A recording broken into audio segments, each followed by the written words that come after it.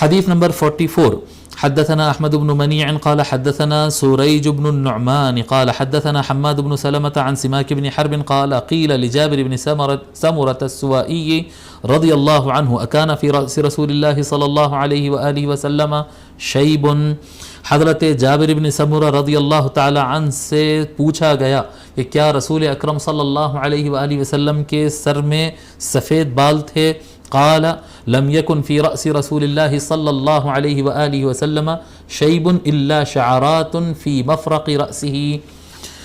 حضرت جابر رضی اللہ تعالیٰ عنہ کہتے ہیں کہ رسول اکرم صلی اللہ علیہ وآلہ وسلم کے سر مبارک میں سفید بال نہیں تھے سوائے تھوڑے سے ان کی مانگ میں،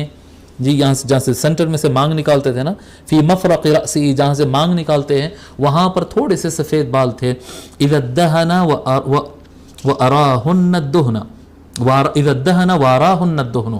فرماتے ہیں اگر وہ تیل لگا لیتے اپنے سر مبارک کو، تیل لگا لیتے تو تیل کی وجہ سے پھر وہ سفید بال نظر نہیں آتے، اتنے کم تھے اور یہاں پر جہاں سے مانگ نکالتے سینٹر میں یہاں پر تھے، اور اگر تیل لگا لیتے تو وہ نظر نہیں آتے.